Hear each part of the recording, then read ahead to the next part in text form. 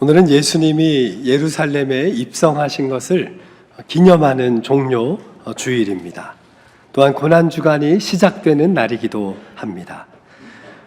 우리 예수님은 어린 나귀를 타고 예루살렘 성에 들어가십니다. 왜 하필 나귀를 타셨을까? 발이 불편하신가? 아마 그것은 아닐 것입니다. 고대 이스라엘에서는 임금의 즉위식 때 말을 타지 않고 나귀를 탔다고 합니다. 위풍당당한 말이 전쟁을 연상시킨다면 느릿느릿 걸어가는 작은 나귀는 평화를 상징합니다.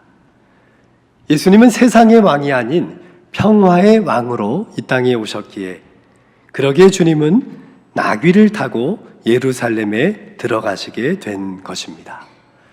물론 그 길은 영광의 길은 아닙니다. 고난의 길이지만 말입니다. 수많은 사람들이 나와서 예수님을 환영합니다. 어떤 이들은 아예 겉옷을 벗어서 예수님의 오시는 그 길 위에 자신의 옷을 깔게 됩니다.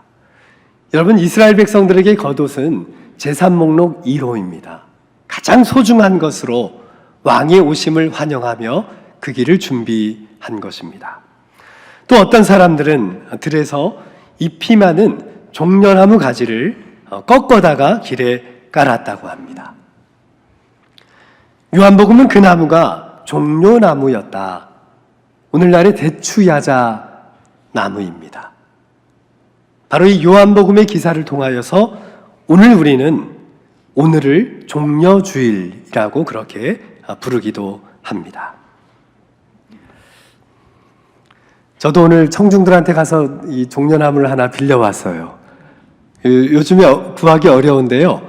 우리 2층, 여러분 2층 계단 통로에 보면 우리 절기 배너 이렇게 전시해 놓은 곳이 매번 있지요. 거기에 보니까 이게 있는 거예요. 그래서 제가 오늘 허락을 받지 않고 이렇게 몰래 가져왔는데 디자인팀 허락해 주시겠습니까? 예, 허락해 주셨습니다. 감사합니다. 이렇게 종려나무 가지를 흔들면서 주님을 환영하였습니다. 여러분, 이 종려나무 가지는, 나무는 특별히 이스라엘 백성들에게 매우 소중한 그런 나무입니다. 이것은 생명과 번영, 또 정의와 공평을 상징하는 그러한 나무였기 때문입니다. 특별히 이스라엘 백성들은 척박한 땅에 살고 있지 않습니까? 그들의 삶 또한 척박한 현실에 그들은 살고 있습니다. 그러한 척박한 삶과 현실을 살아가는 그들에게 이 종려나무는 매우 큰 울림을 주는 그런 나무였기 때문입니다. 특히 종려나무는 기후 조건이 좋지 않은 그러한 척박한 땅, 그리고 염분이 많은 땅에서도 특별히 잘 자라는 나무라고 합니다. 아무리 가물어도 깊이 뿌리를 내려서 물길을 찾아간다고 해요.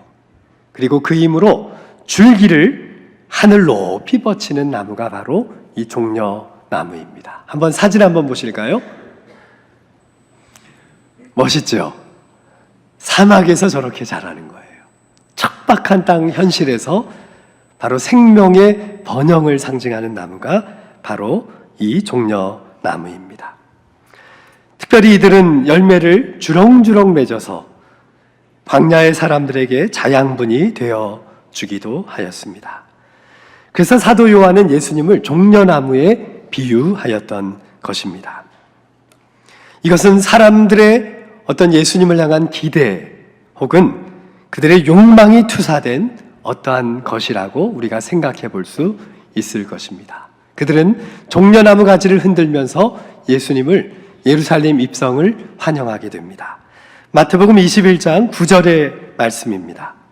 같이 우리 환영하는 군중이 되어서 큰 소리로 함께 고백합니다.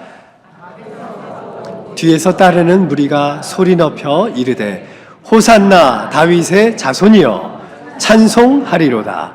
주의 이름으로 오시는 이여 가장 높은 곳에서 호산나 하더라. 호산나 호산나 하면서 주님을 환영한 것입니다. 여러분, 호산나의 뜻은 함께 따라 하시겠습니다. 건져주소서, 구원하소서. 그들의 바람을 담은 주님을 향한 외침입니다. 여러분, 청중들이 바랬던 그 구원은 어떤 것일까요? 그들은 수없이 오랜 세월 동안 외세의 지배에서 그들은 해방되기를 원했던 것입니다. 오랜 가난과 억압으로부터 그들은 벗어나기를 원했던 것입니다. 유대인들은 세계사의 주인공으로 우뚝 서기를 그들은 간절히 바랬습니다.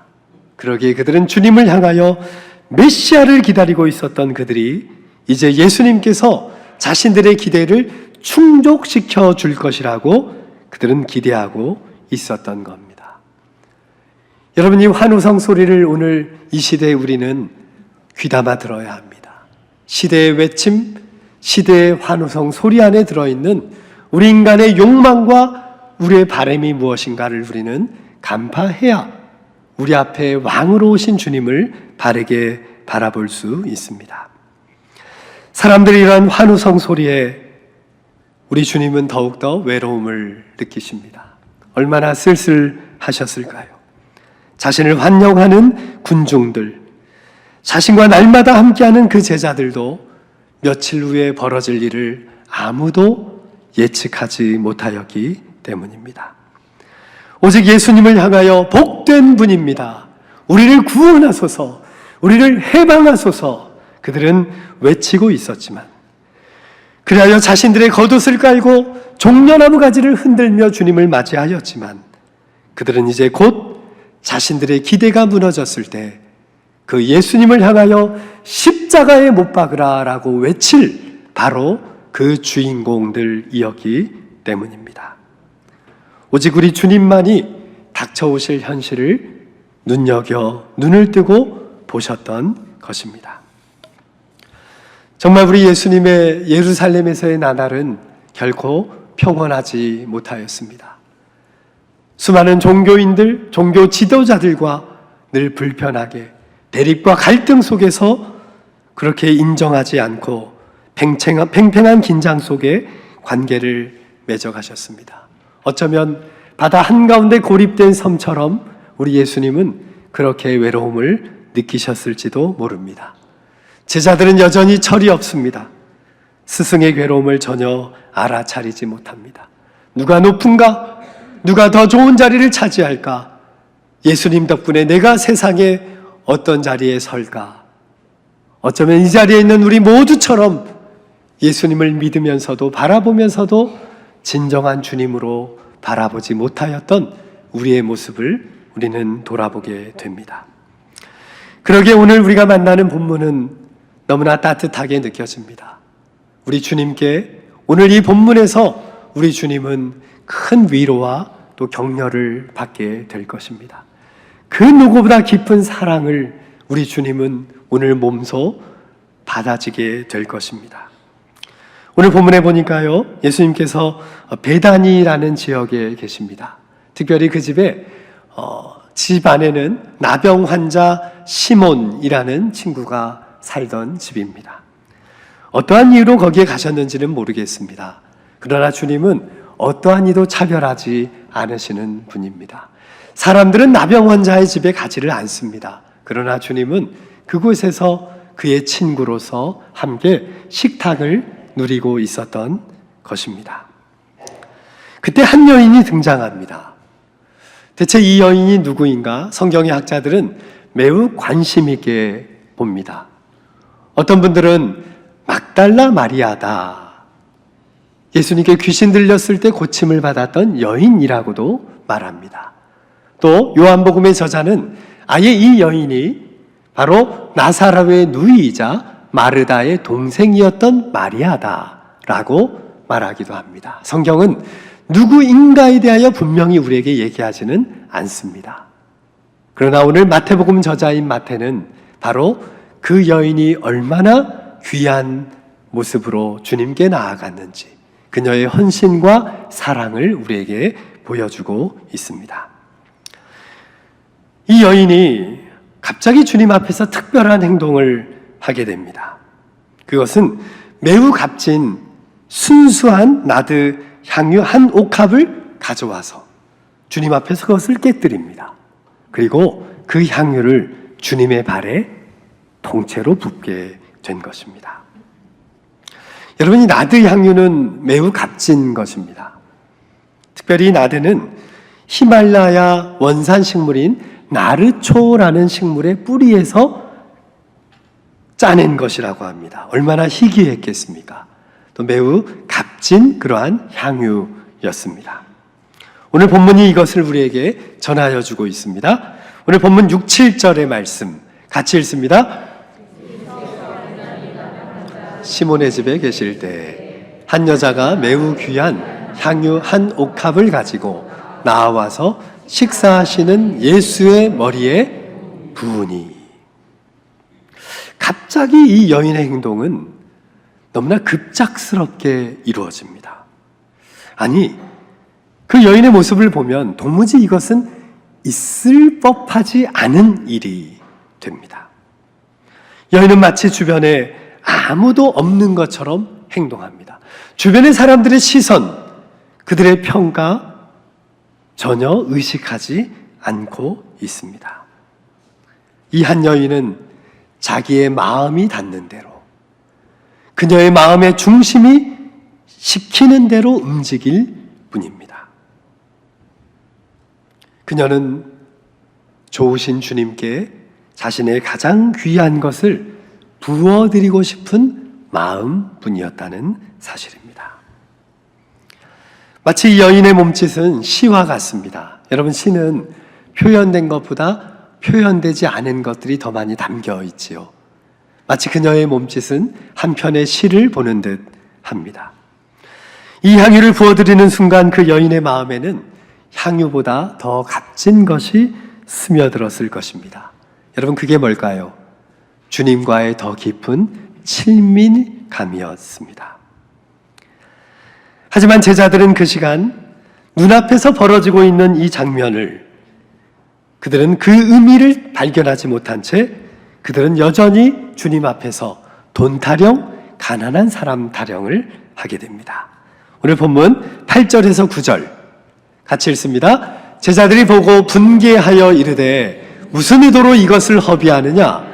이것을 비싼 값에 팔아 가난한 자들에게 줄 수 있었겠도다 하거늘. 여러분, 제자들은 이런 일에 항상 분개했어요. 너무 아까웠나 봅니다. 다른 복음서에 보면 이 제자가 이렇게 말합니다. 이 향유를 돈으로 따져보면 300데나리온 정도는 받을 수 있을 텐데 이것을 왜 낭비하느냐? 왜 이것을 허비하느냐? 가난한 사람들을 위하여 이 돈을 사용한다면 얼마나 좋겠느냐? 정말 그렇습니다. 300데나리온은 작은 돈이 아닙니다. 여러분, 한 데나리온은 노동자의 하루의 품삯입니다.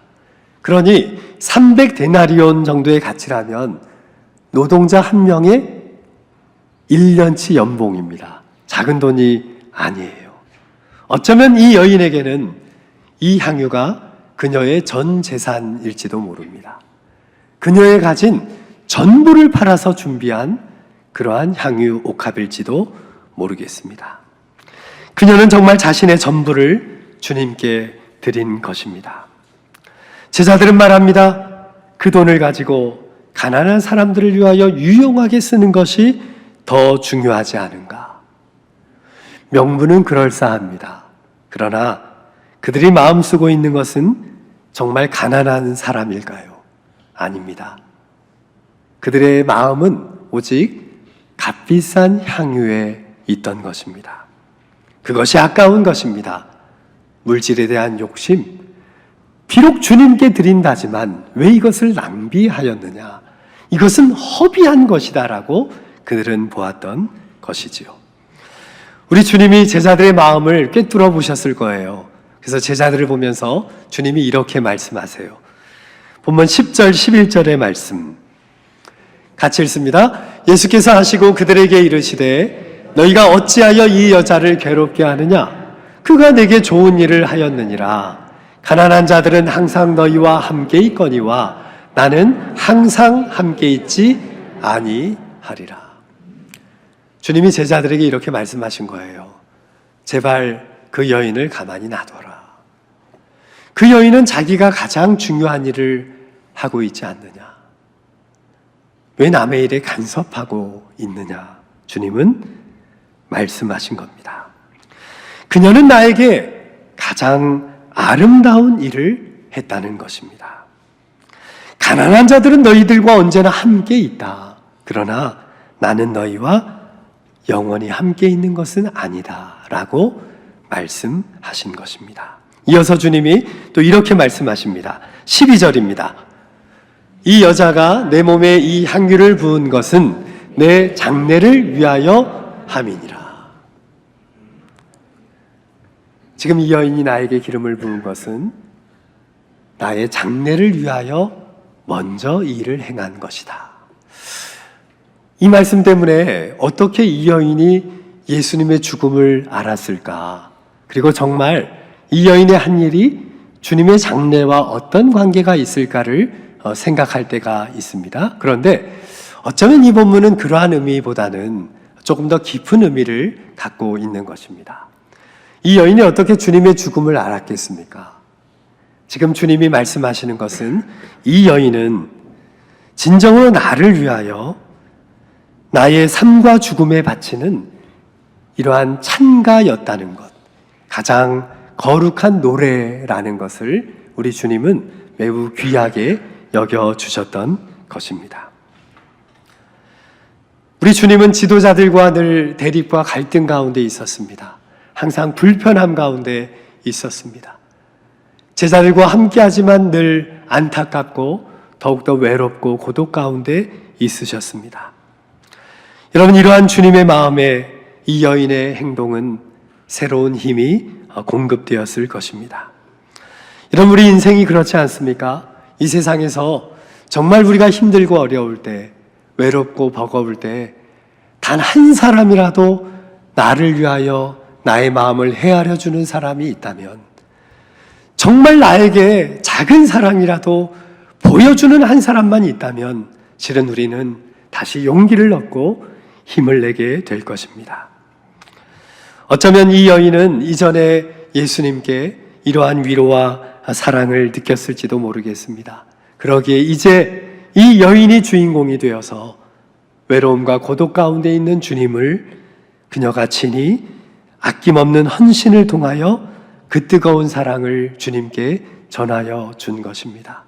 여러분, 우리 모두도 각자의 삶의 자리에서 외로움과 고독 가운데 있는 주님을 위하여 나는 어떻게 주님을 위로해 드릴까?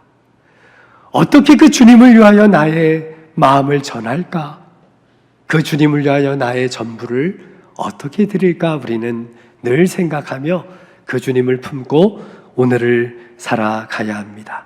또 그러한 고난 주간 한 주간의 여정이 될 수 있기를 진심으로 바랍니다. 이 여인은 예수님을 너무나 사랑했기에 자신의 전부를 그냥 드리고 싶었을 뿐입니다. 여러분, 사랑에는 그런 특징이 있더라고요. 사랑은요, 따지지 않습니다. 사랑하면요, 계산하지를 않습니다. 사랑으로 나누면 하나도 아깝지를 않습니다. 사람들은 낭비하는 거라고, 왜 저렇게 허비하냐고, 왜 저렇게 쓰냐고 하는데 사랑은 결코 그것을 묻지 않는다는 것입니다. 사랑하지 않을 때 항상 우리는 계산하고요, 항상 우리는 손익을 따지게 됩니다. 또 모든 것이 아깝습니다. 저건 허비가 아닌가, 낭비가 아닌가, 실은 조마조마합니다. 또 그렇게 낭비라고 보는 것을 보면, 낭비라고 여겨지는 것을 보면 정말 아까 제자들처럼 우리는 분노하고 분개하게 됩니다. 여러분, 우리 주님은 허비를 좋아하지 않으신 분이었어요. 오병이어의 기적을 베푸시고도 남은 빵을 버리지 마라. 다 모았더니 몇 광주리가 나왔어요? 12광주리가. 주님이 알뜰하신 분이에요. 그런데 왜 주님은 이러한 한 여인의 낭비를 낭비라고 여기지 않으실까요? 여러분, 사랑은 아름다운 허비를 용납하여 줍니다. 그것이 돈이 되었건 시간이 되었건 우리의 재능이 되었건 나의 건강이 되었건 사랑하는 대상에게 우리는 아낌없이 쏟아붓습니다. 하나도 따지지 않습니다. 다 줘버립니다. 전부를 바쳐버립니다. 사람들은 낭비라고 여길지라도 우리는 하나도 아깝지 않은 것입니다. 아낌없이 쏟아 붓는 것입니다. 그러기에 우리 주님은 이 여인의 이 모습을 통하여 큰 감동을 받게 됩니다. 주님은 이제 십자가의 길을 걸어가야 하는데 이 여인의 헌신을 통하여 주님은 큰 위로와 격려를 얻게 된 것입니다. 오늘 주님이 제자들에게 마지막으로 이렇게 말씀하십니다. 13절의 말씀 같이 읽습니다. 내가 진실로 너희에게 이르노니 온 천하에 어디서든지 이 복음이 전파되는 곳에서는 이 여자가 행한 일도 말하여 그를 기억하리라 하시니라. 우리 주님이 얼마나 위로가 됐으면 복음이 전파되는 곳에서는 이 여인의 행한 일을 똑같이 기억하여 그녀를 기억하라. 그녀의 헌신을 기억하라. 주님은 제자들에게 당부하셨던 것입니다. 여러분, 정말 우리는 사랑하는 만큼 포기할 수 있습니다. 우리는 정말로 사랑하는 만큼 헌신할 수 있습니다. 사랑은 다른 사람들이 허비라고 말하는 것에 개의치 않는 것입니다. 나의 전부를 진정으로 드립니다. 나의 전부를 드릴 때 우리는 나의 것을 포기해야 할지도 모릅니다. 그러나 오늘 이 여인의 포기는 영원한 헌신이 되었습니다. 주님은 바로 이러한 헌신을 원하십니다. 진정으로 아름다운 사람이 되어가기를 우리에게 원하시는 것입니다. 여러분, 어떤 사람이 아름다운 사람일까요? 다른 이의 아픔을 함께 아파할 줄 아는 사람, 배고픈 이들에게 밥을 지어 먹일 수 있는 사람, 설 자리를 잃어버린 사람들의 서야 할 자리가 되어주는 사람, 삶의 벼랑 끝으로 내몰린 사람들을 지키기 위하여 자신의 몸을 일으키는 사람, 주님은 오늘도 이러한 사람들을 찾으십니다. 실은 이러한 이들이 없어서 주님은 너무나 외로우십니다. 도시의 밤하늘을 붉게 물들이는 십자가의 표식은 넘쳐나지만 주님은 지금 머무실 곳이 없으셔서 너무나 고독해 하십니다. 바로 우리가 주님의 머무실 그 자리가 되어야 합니다. 그래야 우리가 살고 그래야 우리의 가정과 우리의 공동체가 살아납니다. 조금씩이라도 괜찮습니다. 주님을 위하여 여러분의 가장 소중한 것을 내어드리십시오. 그것이 시간입니까? 그것이 건강입니까? 그것이 물질입니까? 그것이 재능입니까? 여러분에게만 주신 고유한 은사입니까? 어떤 것도 좋습니다. 우리는 오늘 그것을 주님의 머무시는 그 발길에, 주님의 걸으시는 그 십자가 여정 가운데 우리도 함께 주님께 드리며 나아가십시다. 너무 자신에게만 움츠러들지 마십시오. 우리의 이웃들을 향하여 우리의 문을 열 때 우리는 인색함이라는 감옥에서 비로소 벗어나고 해방될 수 있습니다. 그때야 비로소 하나님의 은총과 기쁨이 그 샘이 흘러넘치는 삶을 우리는 살아가게 될 것입니다. 오늘 사순절 고난의 여정 가운데 계신 주님이 이 자리에 있는 우리 모두를 초대하십니다. 그리고 주님과 함께 동행하도록 우리를 불러주십니다. 이러한 거룩한 부름에 응답하면서 우리의 영원한 왕 되신 주님께 우리의 가장 소중한 것, 나의 전부를 드림으로 영원한 관계를 아름답게 맺어가시는 모든 성도들 될 수 있기를 주님의 이름으로 축원합니다. 기도합시다.